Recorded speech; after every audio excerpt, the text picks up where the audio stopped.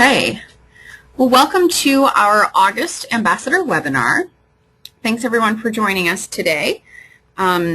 We have an exciting month coming up ahead of us, and some of you may be aware of all of the different activities we have going on in September, and we will get into that a little bit later on the webinar. But first, I would like to start by just having short introductions. I think most folks know each other, but if you want to start, I'll go through in order of how you appear on the list, which I believe is alphabetical. So if you want to introduce yourself and say where you work and what kind of work you do. So Elizabeth, we'll start with you.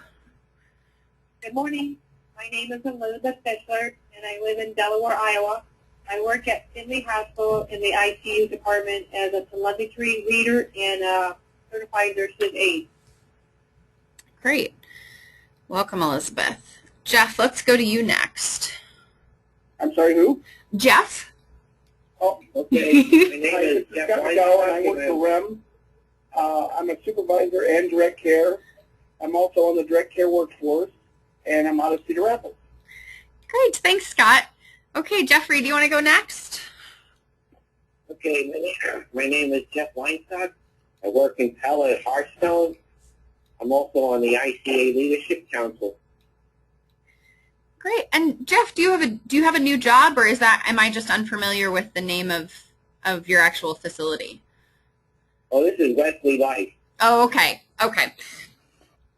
We were just talking about that the other day. Does your facility have a different name? Is it more specific than Wesley Life? What did you just say it was? It's called Hearthstone. Hearthstone. Okay. Wonderful. Okay. I'm a CNA and it's long-term care. Oh, sure, sure. Okay.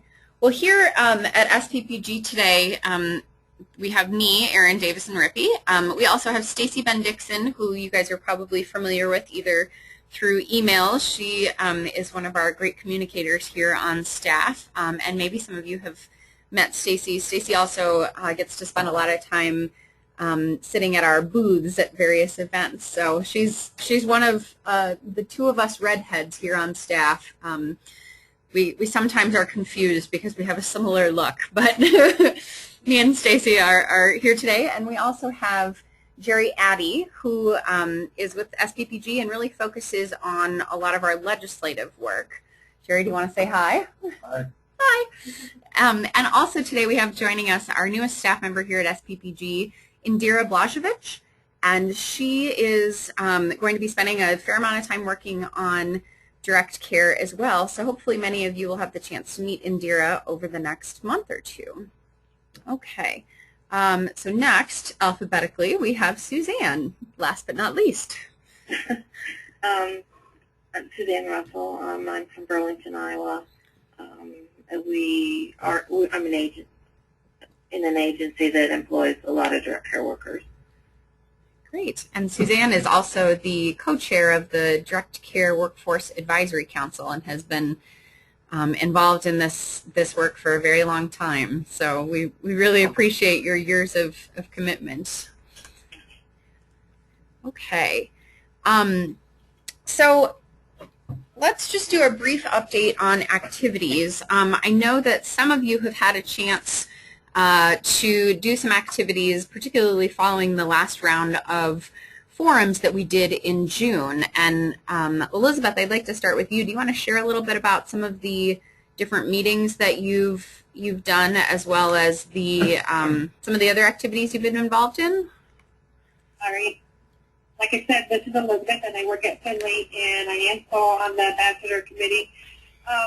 In June, I went to the meeting that was in Dubuque at 3:30 about how to help different organizations to cut down on the turnovers and what they could see what our organization is helping the professional caregivers that we do.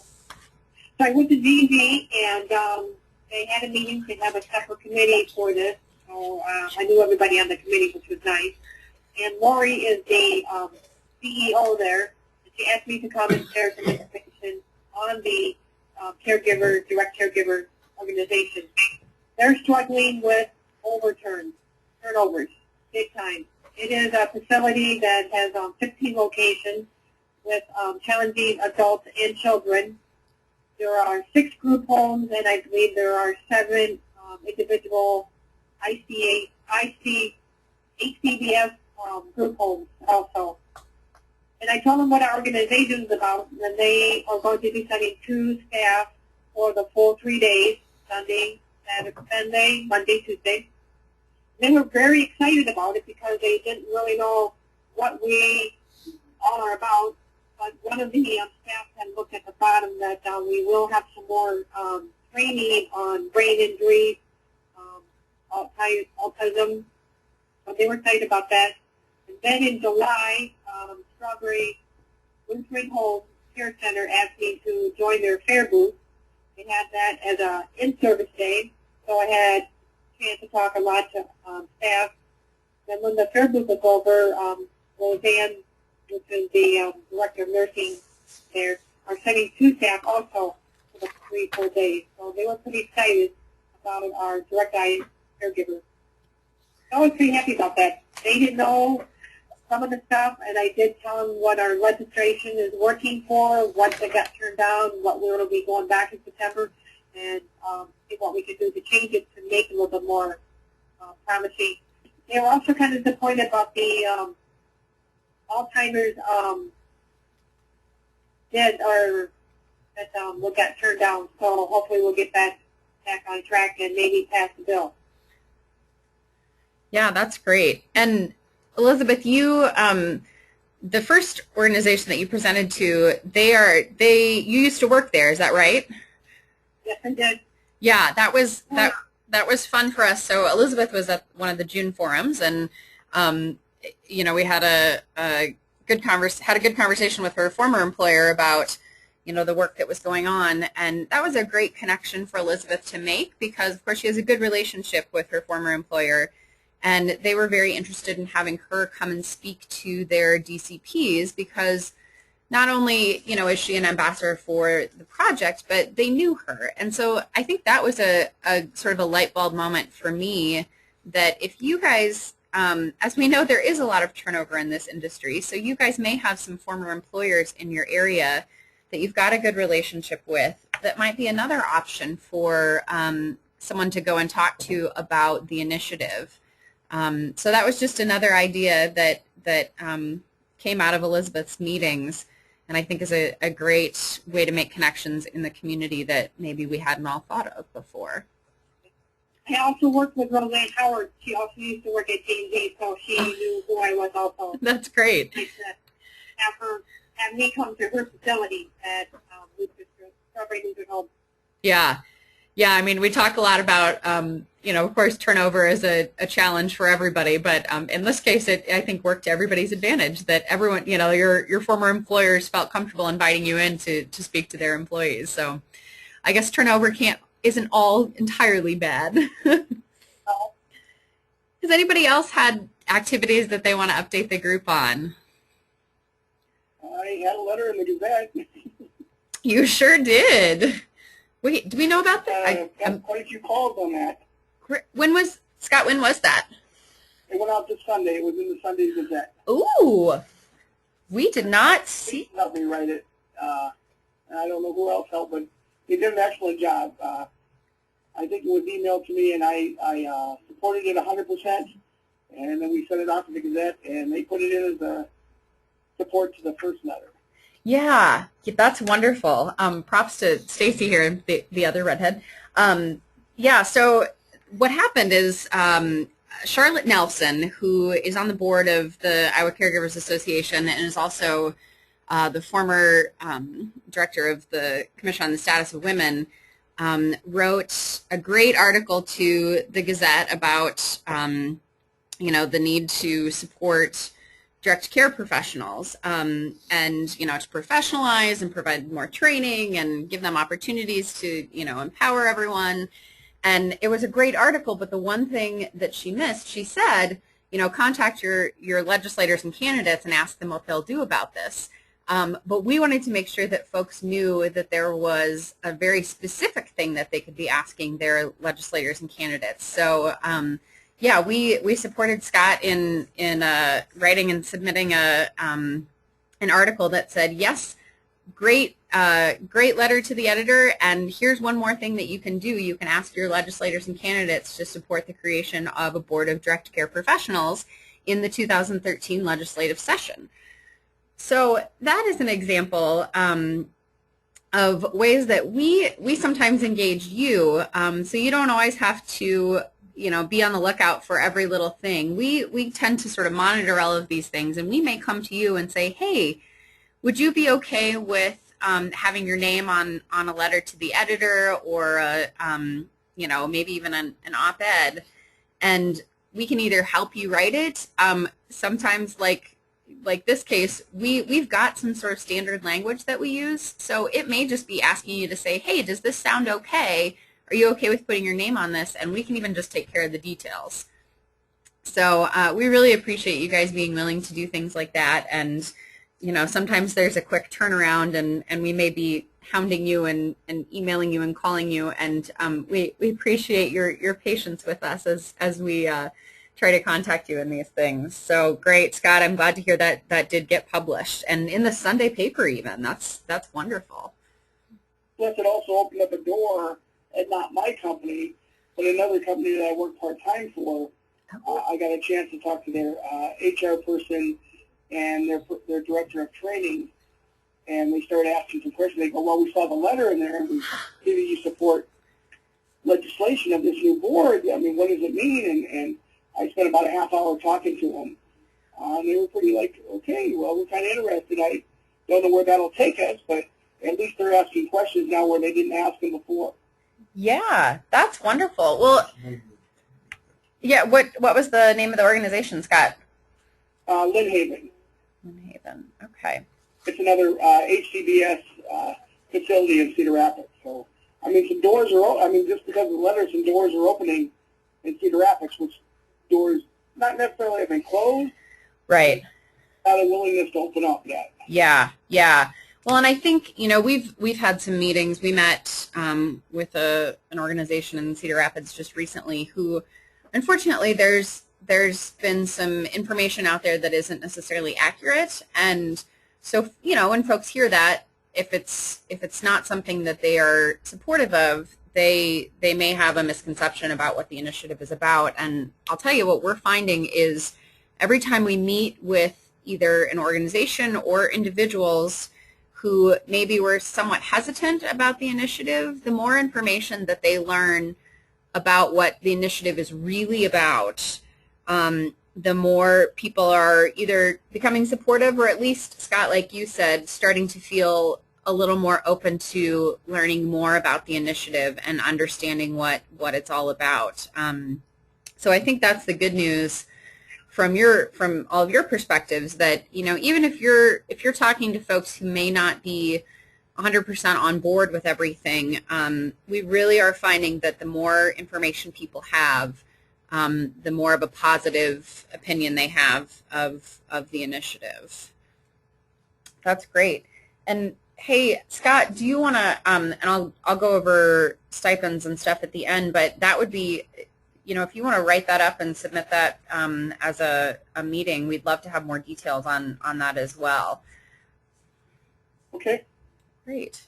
Yeah, it was really, like I said, it was enjoyable to actually be able to tell them about it and have them have the encouragement to listen. Yeah.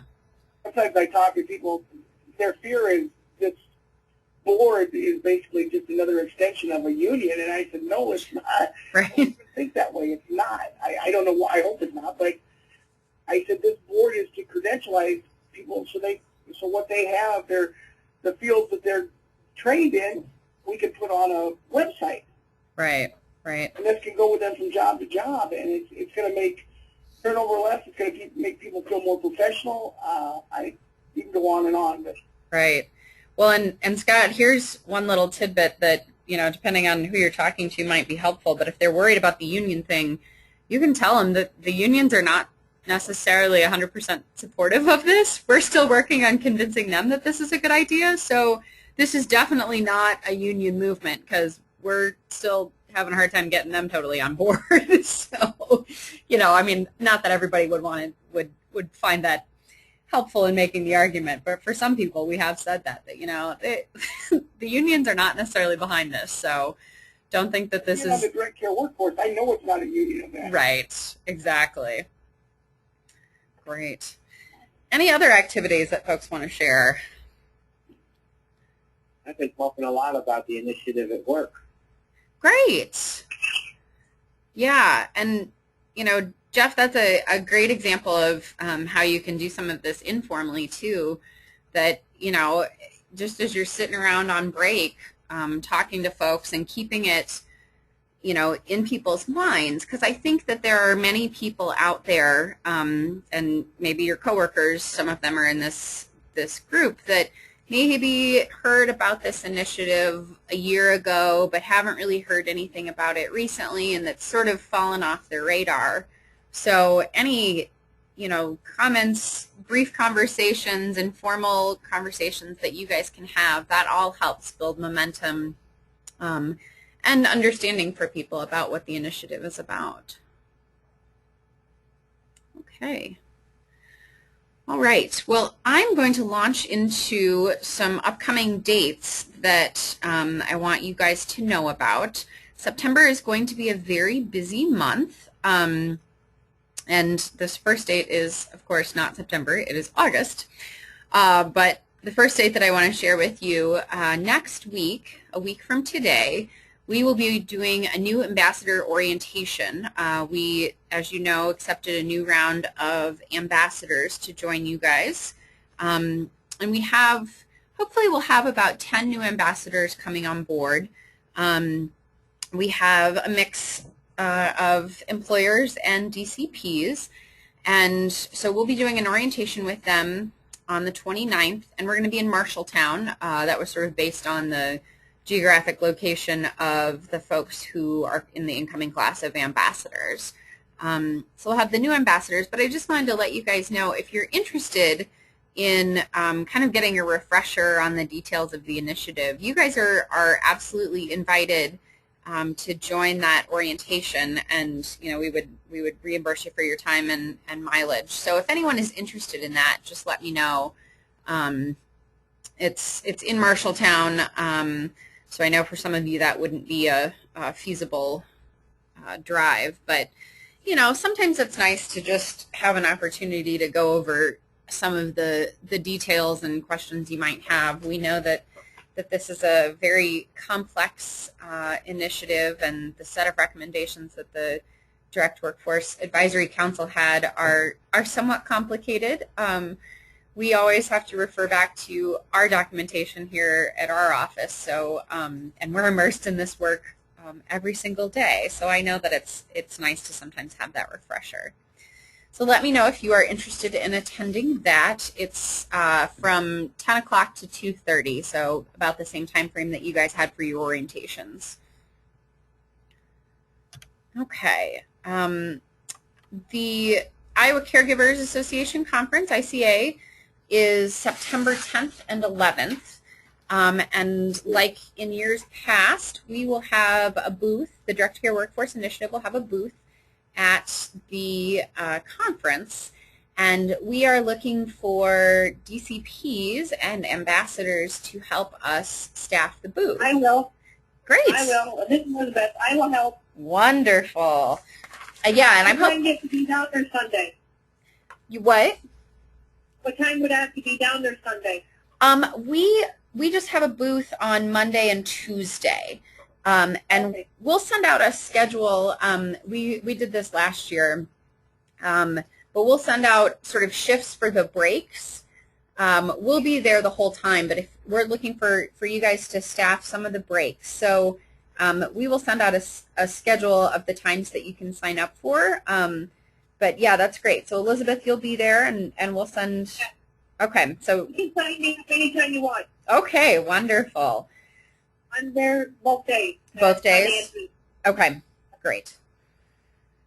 Anybody else? Finley's paying for the whole thing. What? Finley Hospital paying for my transportation, my hotel, and my Wonderful. That's great. What a terrific example of your employer supporting you. That is wonderful. And I forgot to tell you that Roseanne's Strawberry Lutheran Home is also paying for their 2 staff for the transportation, registration, and for their hotel and G&G. Wow, that's great. Yeah. So I was happy. Yeah, yeah. Well, you know, I think we talk about how there are a lot of employers that are supportive of, you know, providing opportunities for their DCPs to access continuing education, and so it's just great to hear about that going on. Yep. Wonderful. Oh, Erin, you sign me up anytime you want on Monday and Tuesday. Okay, great. We'll let you know. Anybody else that'll be at the conference and could work a shift or two? I'll be there as a member of the ICA Direct Worker Leadership Council. Okay. Jeff, would you have time to work a shift at the initiative booth? I'm not sure. It depends on how busy I am with the other stuff. Okay. Well, maybe you can just stop by and say hi to us and hang out when you've got a few minutes, and you can talk to folks if they have questions. I can do that. Okay. All right. And Erin? yeah. I'm bringing Deb Boatsinger with me, so maybe I'll ask her if she wants to help out. Sure. That would be great. Okay. And Scott, did I hear you say that you'll be there as well? Yes, I will be there. Okay. Would you be willing to work a shift or two? I think I worked last year, too. I know that you worked last year because that's where I met you. Fun. It was fun. Yes. Great. Okay. Well, we'll send out a message to all of the ambassadors so that we can catch people who aren't on the call today too. But yeah, if you're able to work a shift, we'd love to have you. And it's great. You know, I always talk about how people aren't overly interested in talking to like me or Stacy because, you know, we're kind of doing stuff behind the scenes, but we're not out there in the field doing the work that you are. So it's always really helpful for folks to hear from someone else who's doing the work of a direct care professional or working in the field about your views on the initiative. So it's really helpful to have you guys there to answer questions. In my capacity, I got to be there all 3 days. Yeah. Oh, I bet. Very busy, I'm sure. We will be. Yeah. Should be a good conference. I'm looking forward to it. Me too. Good. Okay, so we'll send out the sign-up sheet. The next date I want to mention is September 20th. That is sort of a joint meeting of the Direct Care Workforce Advisory Council, which of course is the groups that made the recommendations for this initiative for the credentialing and standardized education, combined with the pilot sites. So those are the folks that are testing out the recommendations for the training and credentialing, and ambassadors. So we've had some legislators that are interested in hearing from people that are directly connected to the project so that they have a better understanding going into the legislative session about this initiative and the legislation that will hopefully emerge to implement the recommendations of the Advisory Council.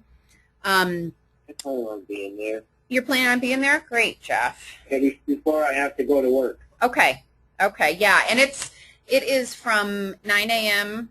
to noon, and it's in the Des Moines area. It's at the Urbandale Public Library.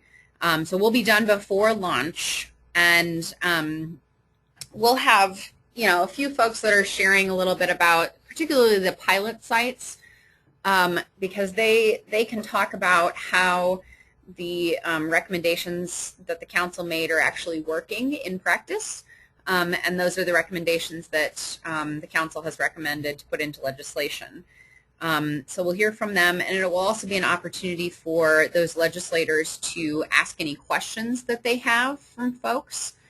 So having you guys there as a resource to talk about the work that you've done, what you're hearing locally in your communities, those kinds of things would be very helpful. Of course, as always, we'll provide a stipend and reimburse you guys for mileage. So Jeff, you're planning on being there, and I sent out some information. Stacy is actually collecting RSVPs, but if you want to just email me, I can always pass it on to Stacy as well.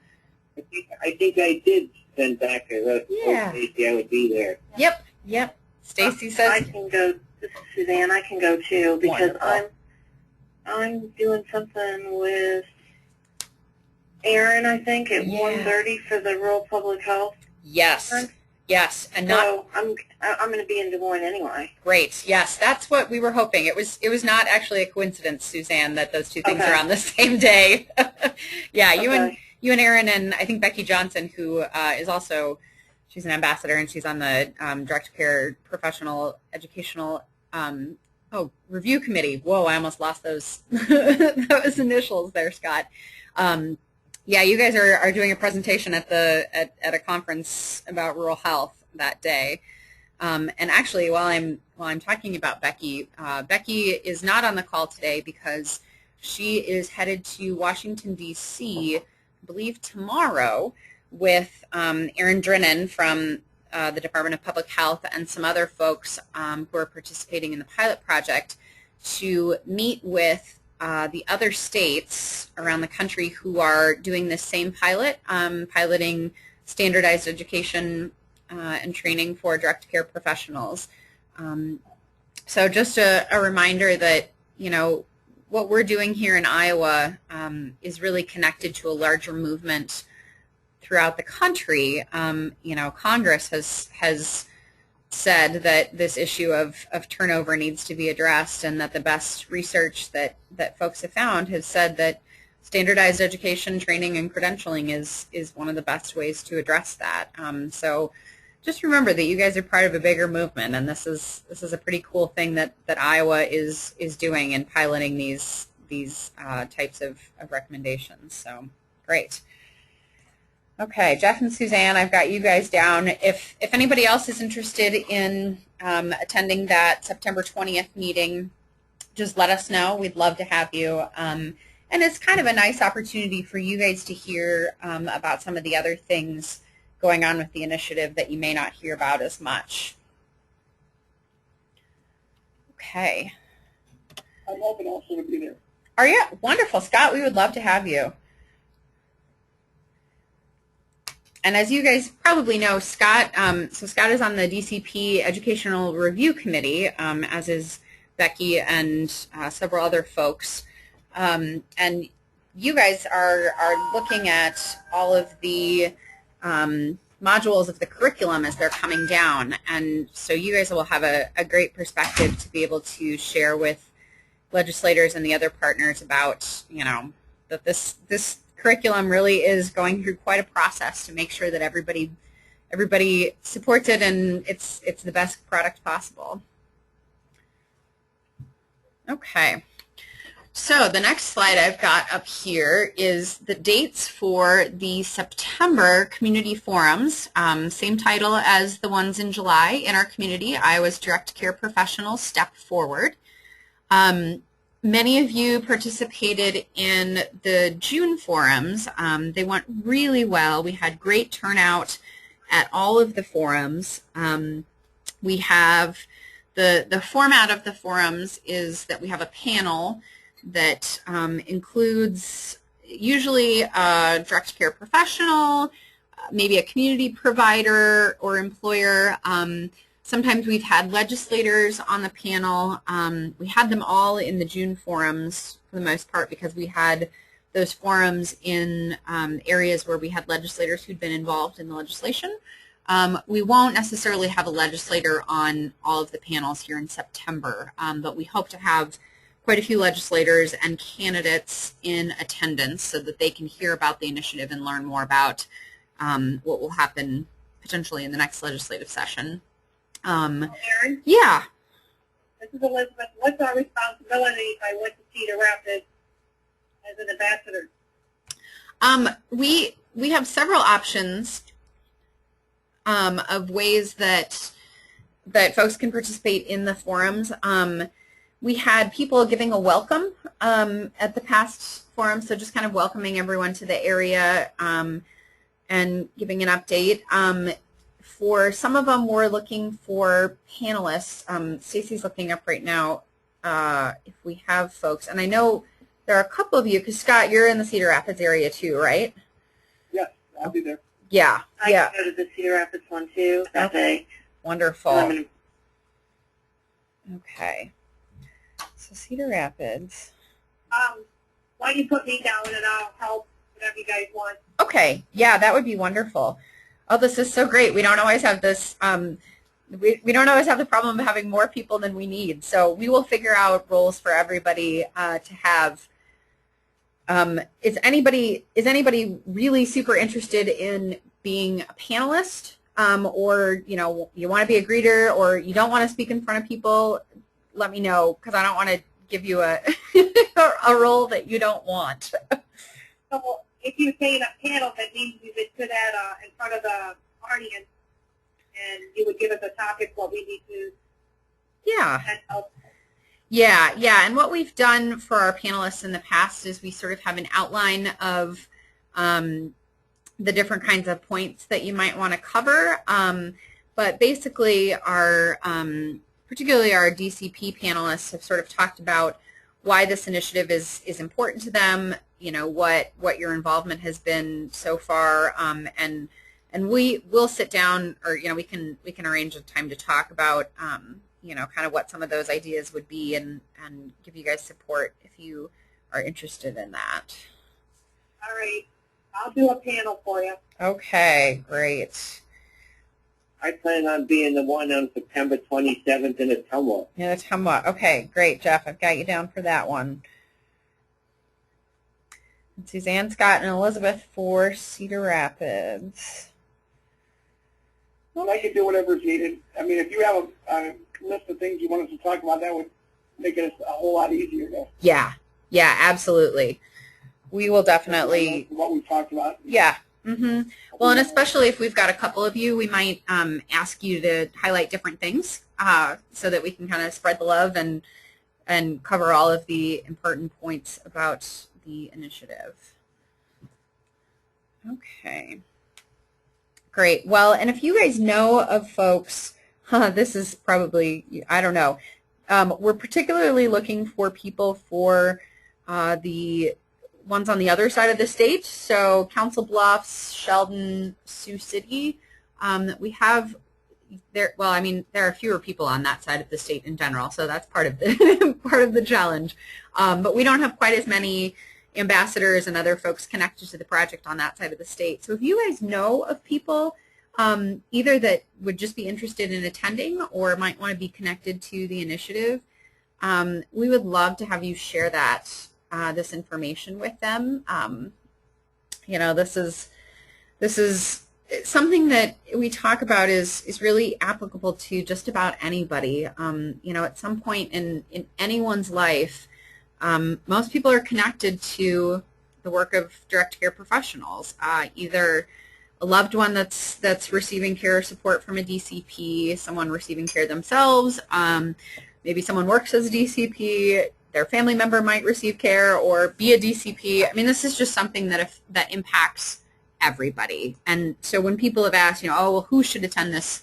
Who should attend the forum? We say anybody, because this applies to everyone in some way or another. So we have both a PDF of all of these dates, as well as an email that I will send to you guys that you can share with folks that you think would be interested in this.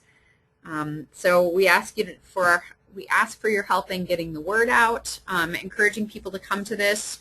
If you've been to one, you can say, hey, I've been to one of these and it was really great. Or if you're planning on participating in one, saying, hey, this is so important to me that I'm participating in this and we'd love to have you attend. So those are the dates. We start on September 12th in Council Bluffs, and then we'll wrap up on September 27th in Ottumwa. Ottumwa is one of the areas that is piloting the recommendations. So if you go to the Atumwa one, you'll have a chance to hear from some of those pilot partners about the work that they are doing. Any questions about the forums? No. All right.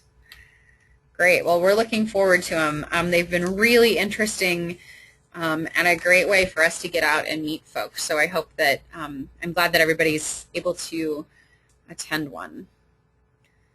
Okay, so to wrap up with dates, we have set the dates for the ambassador webinars for the remainder of the year, which is sort of strange to me that I just set 3 dates and all of a sudden I'm at the end of 2012. But so be it. So we will not have a webinar in September because of all of these dates. We want to be respectful of your time, and we know we're asking a lot of you. So instead of doing a group webinar, we will be in contact with you guys about the forums. You know, we can do phone calls if you want to talk through information about the forums. We'll provide you guys some talking points for the forums. But yeah, no group webinar in September. So then we will have October 22nd at 2 p.m., November 13th at 10 a.m., and December 12th at 2 p.m. Again, we're sort of rotating the times, hoping that maybe we'll catch people who work different shifts. And I tried to avoid Thanksgiving and Christmas, which, again, kind of in denial that I have to be thinking about those 2 holidays so soon. I feel like summer is still here, right? It's before Labor Day. I can still pretend it's summer. Yeah. So we'll send out, hopefully you guys all received the constant contact invitation. We're doing that just so we can, hopefully it's easier for you guys to get the details, and it allows us to send out some reminder emails a little more easily. So we will be sending out the invitations through Constant Contact about 2 weeks before every webinar. So we'd love to have you guys get these on your calendars now, and then when we send out that RSVP, you can click through it, and you know, it's got all of the information. Once you register for the webinar, it'll send you that web address and telephone number. But as you know, it's the same every month. So you know, even if you forget to RSVP, it's just fine. Join us on the webinar whenever you can, but it just kind of helps us communicate with you guys to do the constant contact stuff.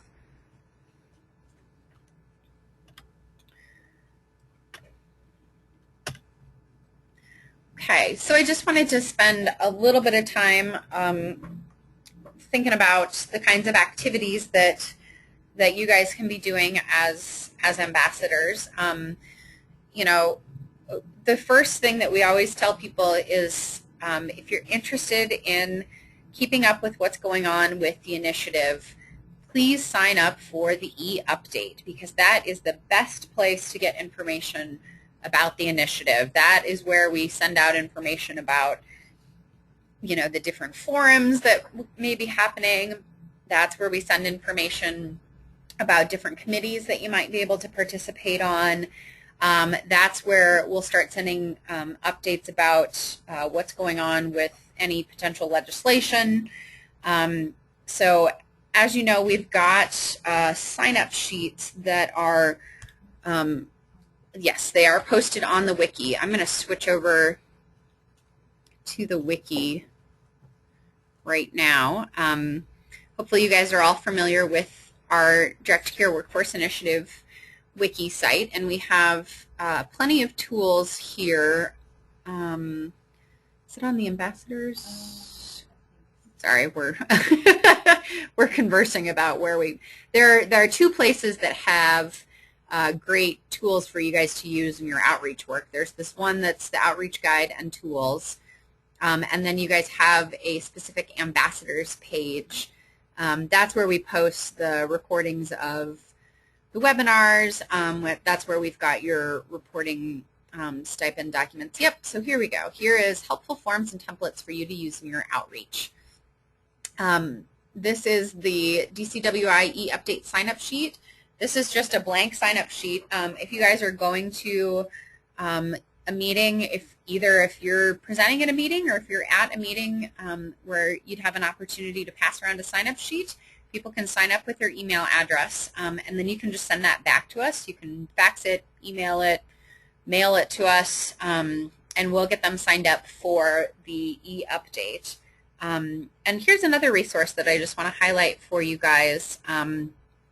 This is a sample message that you can use if you're interested in sending something out to maybe other agencies to offer to come and do a presentation. This is some language that you could use. I'm going to open it up here. And feel free to personalize this as much as you want. There's a little note at the top, but it basically says, you know, hey, are you familiar with the initiative? If you're not, I'd love to come and talk to you. Here are some different ways that that we could do that, and also has a plug for signing up for the e-update. So this is a great, you know, feel free to add your own messages, personalize it as much as you want, but sometimes it's nice to just have a template that you can use where somebody else has thought out the language. In that case, someone else being Stacy, who does a lot of that for us here, which we greatly appreciate. Okay, and as you probably know, if someone does take you up on that offer to do a presentation, if you go to the Outreach Guide and Tools, there are 3 template PowerPoints that you can feel free to use, adapt, change. There's one that's sort of geared toward DCPs, highlights the parts of this initiative that are most interesting to DCPs, one for employers and one for general audiences. And I'll say, you know, even if it's not a setting where you'd want to give a PowerPoint, I find it really useful to use just kind of as a guide to think about how I might give a presentation to someone. Even if I'm not using the PowerPoint like up on a screen, I might print out the PowerPoint.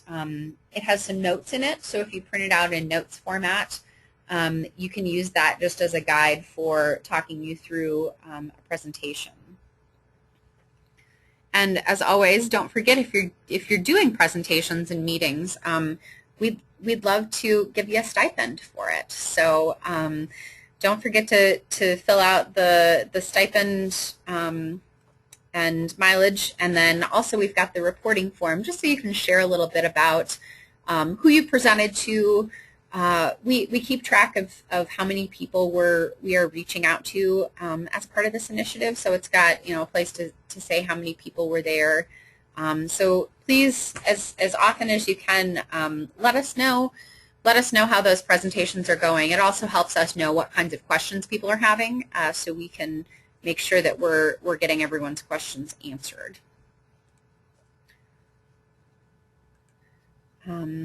So, you know, lunch and learn presentations, informal presentations, like Jeff talked about, just kind of chatting with your coworkers about what you're doing and what your thoughts are on the initiative.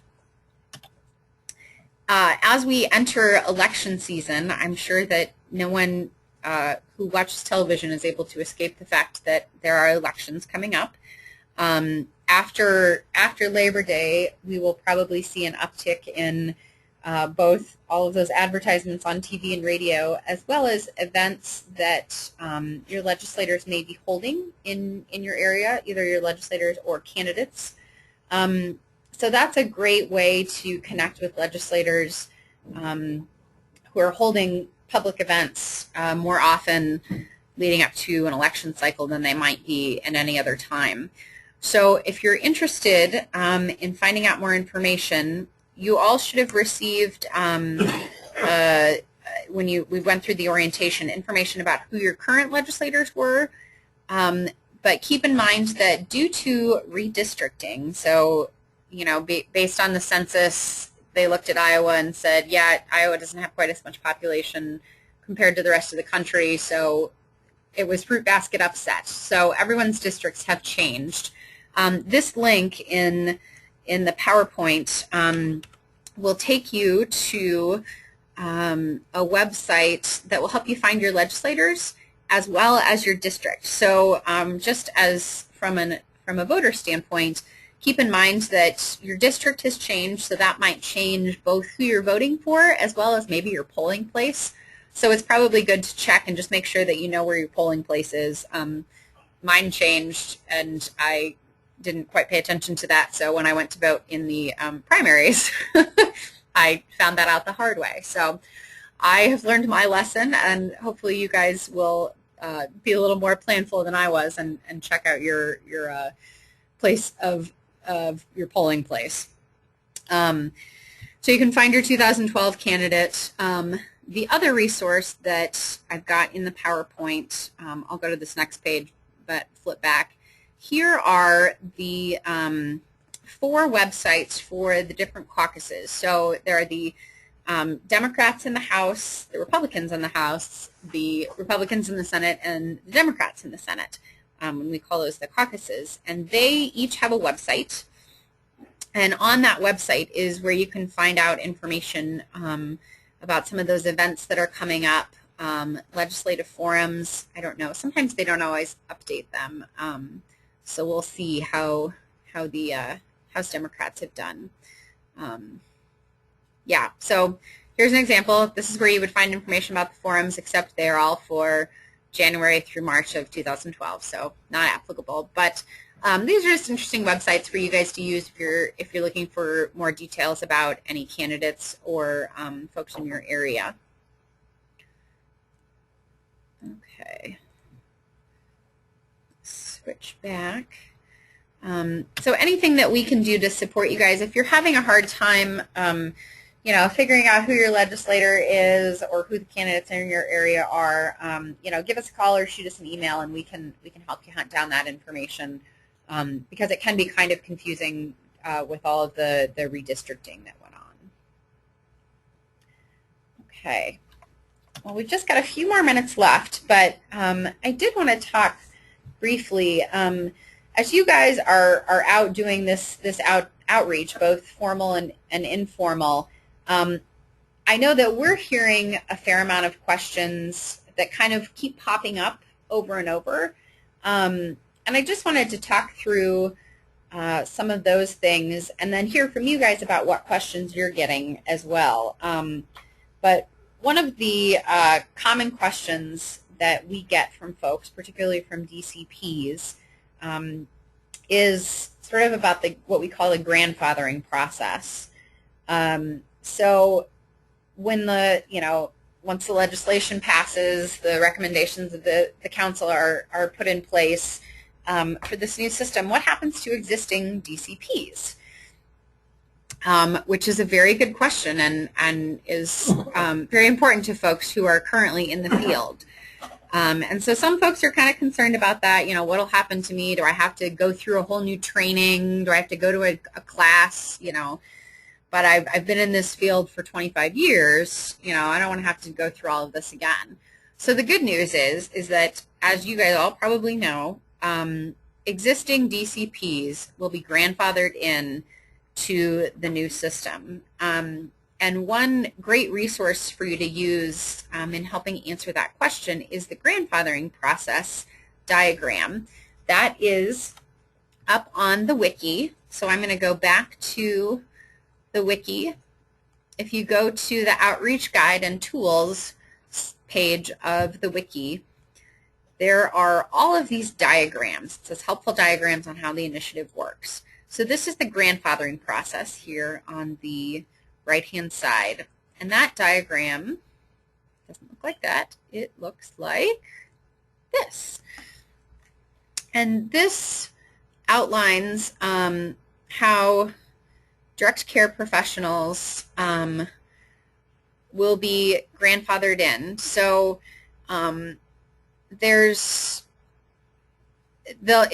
you'll go, it's all an online system. And so existing DCPs will go in and record information about their experience, the education and training that you guys have had, and also the employment history that you've had sort of by function, so the kinds of work that you have done.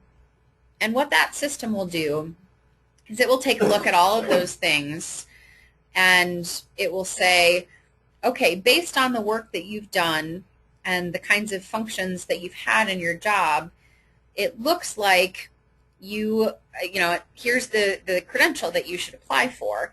So there's sort of the basic credential that everyone will have of a direct care associate. And then there are the advanced training credentials, the community living professional, personal support professional, and health support professional. And then also there are all of the specialty endorsements. So that system will say, based on your experience, education, training, and employment history, here's the credential that you qualify for, and you will be grandfathered into the system. So once folks are grandfathered into the system, of course, the same continuing education will apply as it would for any new DCPs. But you don't have to go through and take the core training that, if someone is new to the profession, all new DCPs will take sort of that core training that will allow them to get that direct care associate credential. Existing DCPs don't have to take that. I think one question that we get very commonly is around how CNAs, certified nursing assistants, fit into this whole picture. And CNAs are absolutely a part of this model, and CNAs will, the health support professional, the HSP credential, is the one that's somewhat synonymous with CNA. I say somewhat synonymous. All CNAs will all sort of fall under that health support professional, but it will be a little more expansive in that it will also include people who are doing those types of job functions, but maybe are not working in settings that allow them to remain with active status on the CNA registry. So for folks who are not working in long-term care, they would still be recognized as a health support professional, even if they're not able to maintain their active status on the CNA registry. But yeah, folks definitely on the CNA registry would be, assuming they're working in those types of fields, would be a health support professional. And then same with, other areas of the profession, coming in with a CLP or a PSP. Okay, Erin? Yes. I have a question. Shoot. So you're saying that if you work as a CNA in a hospital, that would order me that I would be a health support professional? Yeah, probably, because you're a CNA and you've had the CNA training. You probably do CNA functions, right? Oh, yeah. Yeah, so chances are you would put in all your information to this grandfathering system, and it would say, thanks, Elizabeth. Looks like you should apply for a health support professional advanced credential. And who knows? Right. Then what happens if you have like a 4.5 years of background at Finley Hospital at the geriatric, we have a geriatric unit at Finley, and I was there for 4 years with Alzheimer's, dementia, behaviors, depression. Sure. I was there also. So is that still considered your health support professional? Yeah, probably. It's possible, though, that you might find out the system may say, you would be eligible for both an HSP and a CLP. So you could potentially qualify for more than one advanced training credential. You also might have those specialty endorsements that, would say, oh, because of your functions and your education and training, you should apply for an Alzheimer's specialty endorsement or a mental health specialty endorsement. That's what we were titled was medical health tech. Yeah. Yeah. So this is not like just pick one. You may have multiple different types of credentials. If you have the more advanced training credential, you would sort of go by, instead of calling yourself a direct care associate, you'd have the direct care associate, you would be a CLP. Folks who are just kind of doing the basic work and don't have that specialty would be the direct care associate. But yeah, you might have multiple specialty endorsements. You might have even multiple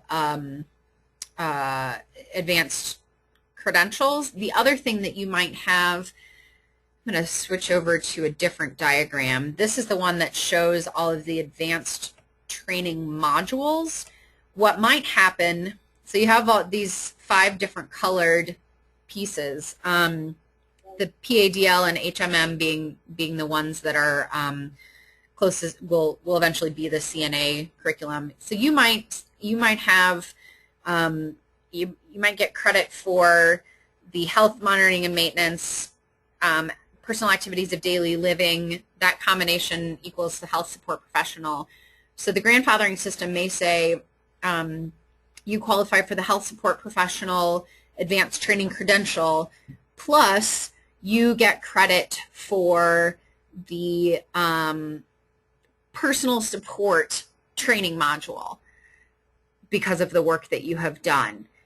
And that combination doesn't actually equal one of the other advanced training credentials, but it would give you credit for having completed that advanced training module. So if you grandfather in with the credit of the personal support module, and then after you decide to go on and get some additional training, maybe you take the instrumental activities of daily living training, then that combination of you've already been grandfathered in with the personal support module, you've already been grandfathered in with PADL, and then of course core, then you could apply for the personal support professional credential. So you can get credit for both modules and credentials that can help you in the future, as well as those specialty endorsements that are up top. Right. And then I have one more question. Sure. I have 11 years experience at J&G that was working with challenging adults and children, and 8 years out of that I had do the schedule for the agency. So I could still apply for the IABL, right? Yeah, I mean, what you guys will do is you'll put all of that experience and training into this online system, and it will do all the work behind the scenes to figure out what the best fit would be for you. So yeah, you guys don't even have to worry about figuring out in advance which module you would get credit for. That system will do all of it, and we will get to the point a little further down the road, probably early next year, of needing to test this system, and we will be coming to you guys to be one of the groups of people that test the system. So you guys will get to experience this firsthand before many other people will, which will help you as we move forward with the initiative to be able to say, not only have you just heard about this grandfathering system, you've actually used it and have experienced it. So that'll give you guys some additional tools on ways to talk about the grandfathering process. Right. Okay. Yeah, this is great. Those are great questions. Do other folks have questions that we can answer? The only thing is, what people need to understand is that the first 2 years, the grandfathering, they're pretty much, the way they're talking is they're going to accept what you have. But I mean, if I understand this right, if people want to keep those credentials, they have to take courses and things beyond that, correct? After the first 2 years? Yes, so that is what my next frequently asked question was. Sorry. That is a great segue. How much continuing education is required? So part of the recommendations of the council for this model is that once you have a credential, that there be some requirement for continuing education once you have that credential. So I'm going to go flip over to the continuing education requirements diagram. Again, another diagram that is up on the wiki. So the format, this is, I think this is one of the great things about the recommendations of the council. They wanted to recognize all of the education that DCPs are currently getting. So the requirements for what would count as continuing education are pretty broad. Once the board is in place, like you may have heard with some other professions that talk about CEUs, basically education opportunities will submit their opportunity to the board and say, hey, we're doing this training, we have this class, we'd like folks to get credit for DCP, continuing education units, CEUs. And the board will say, yep, that looks like a great training. It advances the knowledge and professionalism and skills of a DCP. It has subject matter that relates to direct care, and it's being conducted by individuals who have specialized education training and experience about the subject matter. It can be in a variety of formats. So it might be a group learning setting. It might be an online program. Some of that continuing education you can complete with your employer. Some of it you will have outside of your employer. In terms of the number of hours, like many other boards, the recommendations are that the CEUs would be on a sort of a 2-year schedule. So every 2 years, DCP continuing education requirements would be for that base level, the direct care associate, so folks who've completed the core or, for existing DCPs, it's just 6 hours of continuing education every 2 years. And what we've heard from folks is that most people are kind of getting that anyway. And so now with the new system, you'll be able to actually capture that and quantify it and say, hey, yes, look, I've had at least 6 hours of continuing education that is recognized by the Board of Direct Care Professionals. For those with an advanced training credential, the community living professional, personal support, or health support professional, that is 18 hours of continuing education every 2 years. So if you break that down, that's about 9 hours of training a year. And again, we're hearing, most of you guys are doing at least that, and in some cases way more. So hopefully that shouldn't be a barrier for folks. With the specialty endorsements, those will, the hours required will be determined for each specialty. But let's say you hold a personal support professional advanced training credential and an Alzheimer's specialty endorsement. Any of the hours that you do towards your Alzheimer's specialty endorsement would also count as continuing ed requirements for your personal support professional credential. So it's not like, if you have multiple credentials, you're going to have, it all adds up. The maximum number of CEUs that you would be required to complete would be 18. Are there questions about the continuing ed? So we're looking at this pilot starting maybe 2013. Yeah, so let's talk about calendar. So when you guys went through your orientation, we were, of course, hoping that the legislation to establish the board would have happened in the 2012 legislative session. Currently, we do have these pilots going on in Des Moines and Ottumwa areas where folks are testing out a lot of these recommendations. So that is already happening, and it's not necessarily related to the legislation. But it gives us some good information about, what's working. So the new sort of calendar timeline is that if the legislation to establish the Board of Direct Care Professionals, that passes in the 2013 session. So that session goes from January to April-ish. The legislature has to establish the board. Once the legislature establishes the board, then they have to start finding people to be on the board, as well as going through an administrative rule process. So the legislation will establish kind of the bigger framework of the board and the process. And then when we talk about administrative rules, that's kind of the detail level piece of things. So that we assume will take about a year. And so assuming the legislation passes in 2013, we probably would not start actually credentialing people until 2014. Yeah, that would be the hope. But in the meantime, of course, we'll continue to do this testing and those kinds of things. And so people who are participating, like if you guys are helping us test out the grandfathering process, in the meantime, while all of the details are being worked out, they're doing the administrative rules, there will be a way to issue interim credentials.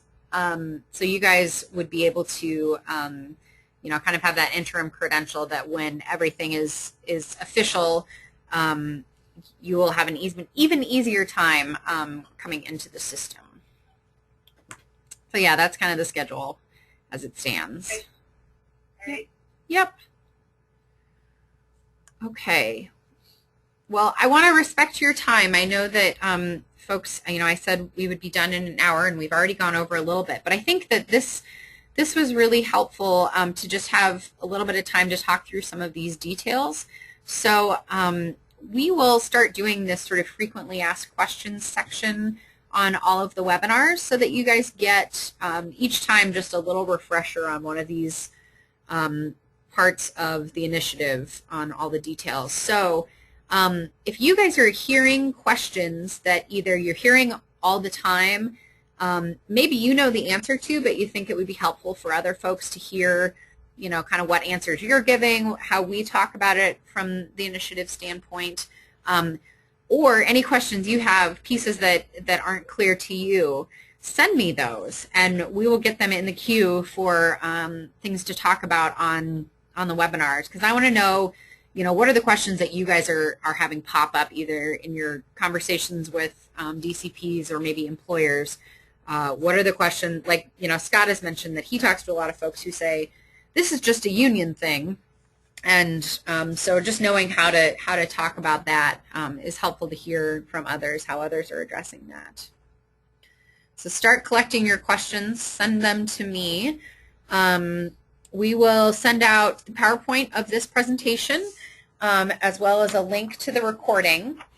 We will also be sending out the PDF and the email for the September forums, and then we will send out information on how to sign up for shifts for the ICA conference in September. Any other questions before we go, or comments? Hey, where in Marshalltown is that meet orientation? The orientation is at the Marshalltown Public Library. Are you interested in coming to that, Jeff? I might come for a little bit before I have to go to work. Okay, yeah, I will. I'll send you the details of that. Because Marshalltown's not that far from Pella. Yeah. Oh, yeah. You're pretty close by. Great. Okay, I will send you those details, Jeff. Okay, and I will be there for the forum on September 27th in the summer. Wonderful. We're so glad to have you there. Okay. And just as a reminder, you guys can submit a stipend form for these webinars. It's at the $25 reimbursement level for those of you who are not able to do this as a part of your work time. So feel free to send those in. We want to pay you. we want to support you in this work, and we know that when you take time out of your day, that is time that you could be doing other things with, including working for other people who probably pay you a lot more than we pay you. So please submit those reimbursement forms, and don't forget to do that anytime you're doing any of those ambassador activities.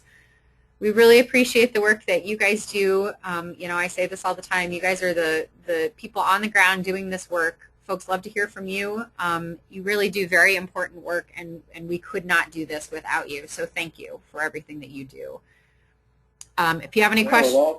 Yeah. And I will also see you at the ICA conference in September. Wonderful. Yeah, we're looking forward to seeing several of you there. So great. Well, hopefully we'll see many of you at some point over the next month. You know, feel free to give me a call or shoot me an email if you ever have any questions. And we will talk to all of you soon. Thank you. All right. Thanks so much. See you guys later. Welcome. All right. Bye-bye. Bye.